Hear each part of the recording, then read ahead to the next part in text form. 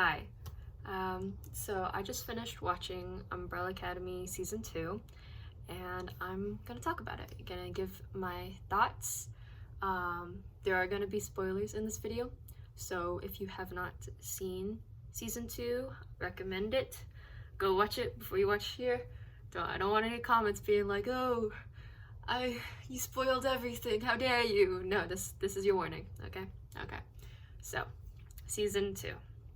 So during season 2, after the whole apocalypse in 2019, they all get displaced from the time of 1960 to 1963. And so for some of them, they've been there a lot longer than others. So there's a bit of a time gap there. And it turns out that they brought the apocalypse with them. So now they have to stop the second apocalypse, the second doomsday. And that's pretty much the plot of this season. My pros with it will be always the cinematography in Umbrella Academy is amazing. There's one shot, I believe it was in episode 3, of Diego fighting, and it went outside and just followed the windows, and it was really cool, really entertaining. I really enjoyed that. I said really a lot of times, my bad. The acting, of course, the entire cast is amazing at what they do. They're all stellar actors. There are great performances all around.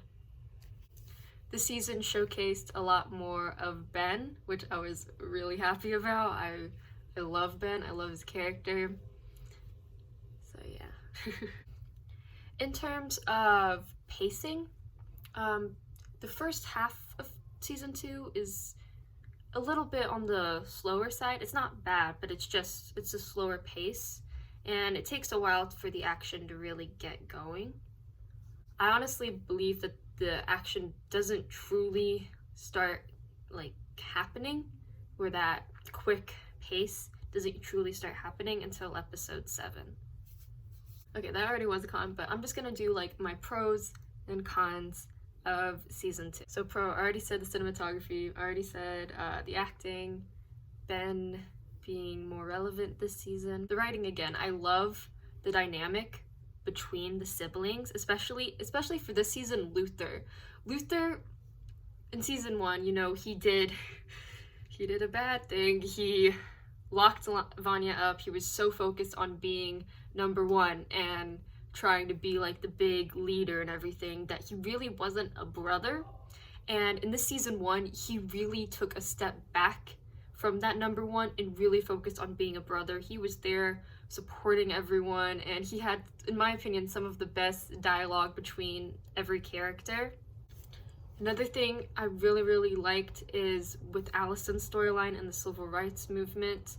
I love the way that they handled that and the way that was addressed, even though it makes me so angry that, that was a part of history. I'm glad that they did address it, because it is, unfortunately, our history. And I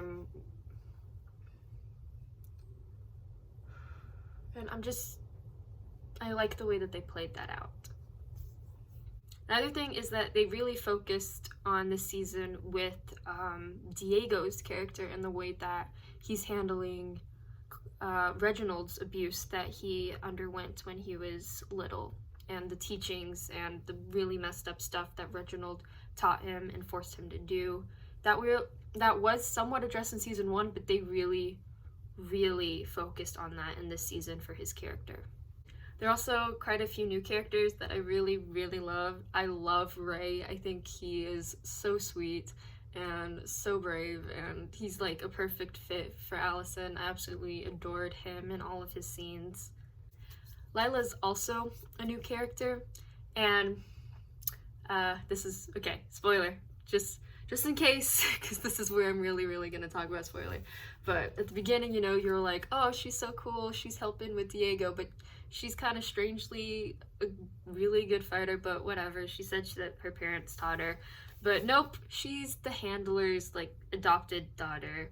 And so you're like, well, crud, now I don't like you, because you're working with the bad guys. This is all just a play. But then as you find out more about her and her backstory and her relationship with the handler, it becomes really tragic and really, really sad, and you really start to sympathize with her and what she's doing, especially at the ending. They really handled her character and tied her character's motivations up and her backstory up in a very, not a nice little bow, but in a way where like we can see that she's on the road to a better path now that she knows that the handler has been lying to her this whole time. You can see like, okay, cool, so maybe not right now she'll be our ally, but for the future, as she gets better, as she starts to understand more about herself and her life, you can really start to see that she could be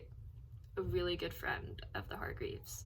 And probably my last thing of the pros is Ben's sacrifice. I sobbed so hard.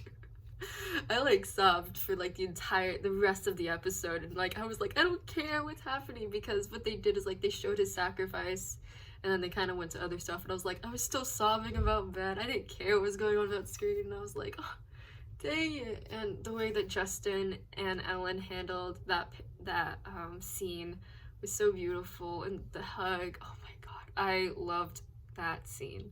Okay, now to my cons. My biggest con with this season was that it didn't address quite a bit of the stuff that we learned in season 1, especially with Klaus. Now, Klaus' storyline and Ben's storyline are, of course, like this, and with, like, we understand, like, Ben had to have, like, a big storyline for the sacrifice to, like, really hit home, but there's some scenes with Klaus where, like, you know, he had a cult and everything, but, like, some scenes are just like, come on.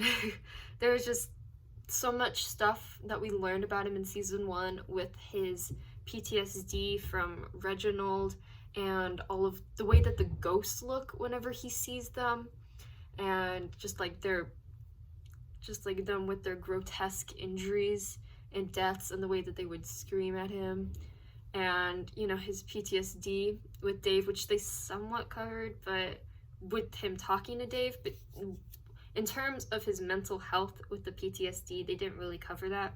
I understand that for him, it was a 3-year gap. He was the first one, him and Ben were the first one dropped off in 1960, but that's part of the reason why I personally don't like time skips, is because of the fact that you know this character for so long and you see their struggles, and then all of a sudden there's this like, it's like someone tears off like half of the book that you're reading, and all of a sudden this character is this and they've recovered this way. It's just like, I just wish we could go along that journey of him recovering from his PTSD, like with his claustrophobia that he showed in episode 4, and how he gets triggered in small spaces and in the dark back into the mausoleum when he was a kid. And it just, I wish that was addressed. A lot of the stuff for Klaus this season was for laughs, which they did in season 1, but they also showed a really, really like dark side, a really sensitive side, a really broken side of Klaus in season 1, and they didn't really do that here. Okay, so remember back in the beginning when I said that the pace was kind of slow at the beginning, and this is what I believe why, because they are separated, of course, but it takes them like 6 episodes for all of them to truly meet again, and it's just like, I just wish it was sooner. I don't know, it just seemed to drag the story along a little bit too much, especially with like the stories that didn't really do much for the characters, like I said, with Klaus and the cult. Like, it was good for laughs and stuff, but it's just... And my next con would be the fight scenes. I don't know, just the fight scenes the way they were in season 1 with the Istanbul, not Constantinople song, the Don't Stop Me Now by Queen shootout scene. I don't know, they were just so like exciting and exhilarating, and for this season, they didn't really have any of those fights, especially at the end. At the end, we got to see everyone shine. Like, we got to see Diego and Allison go at it with Hazel. We got to see Luther go at it with like Cha-Cha and everything. And like at the end shootout, like they were all doing something. Even like, you know, Klaus was bringing Ben back and Five taking out all the guards and everything. And in this season, we didn't really have a full fight with all of the characters, or like even half of the characters. The first fight is with Five and Diego, and then it's Allison and Ray,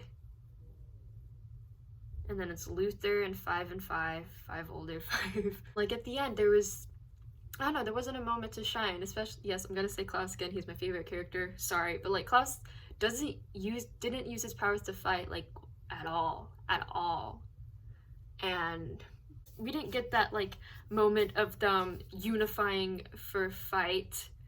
They all just, you know, they all hid, and then there was this cool moment with Vanya and taking out all of the, wait, what's the thing called? All the commission people. I mean, she took out all the commission people, and that was a cool moment of them being like, oh, she's not dangerous. Look, she can use her power. She can control them for good and everything. But that was like really like the only like, oh my god moment. There were, I don't know. There was just, I really wish we got to see them fight, because we saw that at the beginning of the season. Like when Five was first dropped off and he saw the end of the world when they were all fighting and stuff. I wish we saw that in the end with Klaus summoning like dead soldiers to go fight, Ben fighting, but you know, he's dead. Luther protecting his siblings and fighting, and Diego ricocheting the bullets and everything. He did that once, which was really, really cool in the final fight. I'll give them that. That was an awesome moment. But there was not that moment of them fighting together in the final fight that I wish we had. So I think that's it. If I think of something after I post this, I'll just like put it in the comments or something. But overall, although it seems like I have quite a few cons, it's mainly towards how they handled Klaus's character. But I really enjoyed season 2. It just, I don't know, in season 1 at the end, it really felt like, you know, they're together, they're going at this together, they're finally like acting like a family, they're finally like believing in one another. And then we get this season where they did do that, but like there wasn't a moment to truly show it, I guess, with all of them, with all of the characters.